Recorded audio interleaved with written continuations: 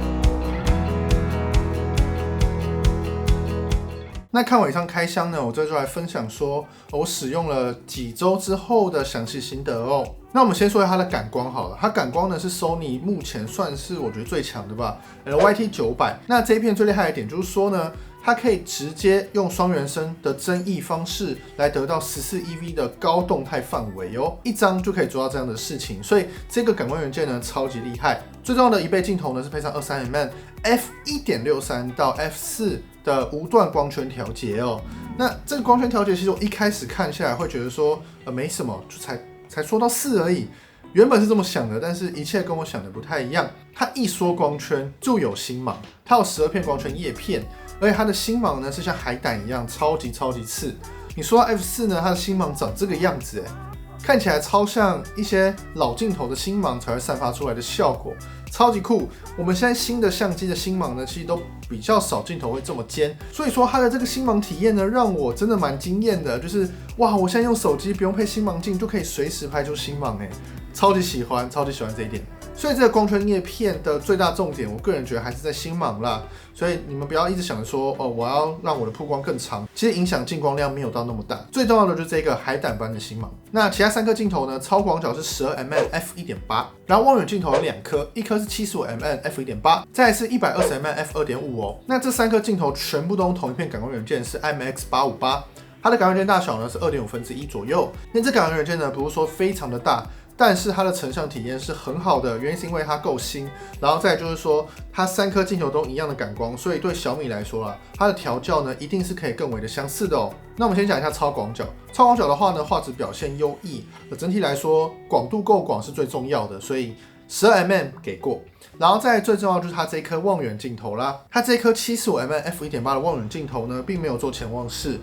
但是也没关系，因为这颗镜头超强，它用了浮动镜组的设计。这颗镜头的最近对焦距离呢是10公分，75mm 10公分，非常夸张。我们对着一把尺的话呢，大概是可以拍到4公分左右的微距表现。那这个呢，其实已经很接近全片幅配上微距镜头1:1的特写效果。全幅镜头的话呢，基本上横边就是 3.6cm 嘛，那这个的话呢 4.5cm 左右，非常接近。所以这颗微距镜头超级强悍，你在手机呢就有类似像相机一样的百微的功能。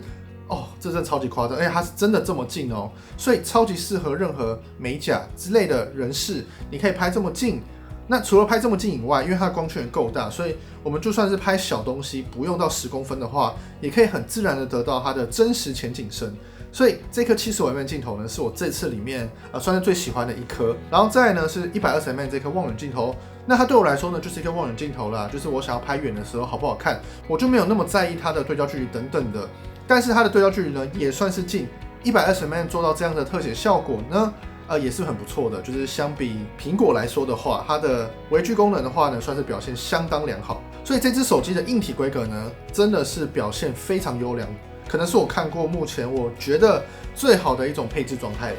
录影规格的话也很神奇哦，它这次4颗镜头全部都支援 8K 30p 的录影，我不知道多少用到 8K 啦，但它就支援给你这个表现是很好的，而且画质体验在白天的时候呢，我觉得也算是蛮锐利的。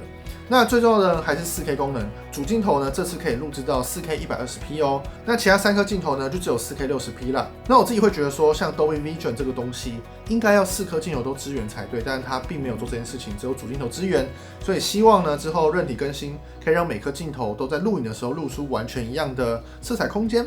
这样我们在后置的话呢，应该会更为方便哦。那我们接下来聊一下这只手机的使用体验到底怎么样。首先呢，它跟徕卡合作，大家都知道。那我自己身为算是小小的徕卡用户啦，我自己会觉得说，徕位这个东西呢，其实每一代徕卡相机多少都还是有一点差别，所以我不觉得它有存在一个固定的徕位，这是我的看法。那这只手机的徕卡色调呢，经过我的调整，用徕卡经典配上徕卡自然的时候，会还蛮接近 M240 的色调。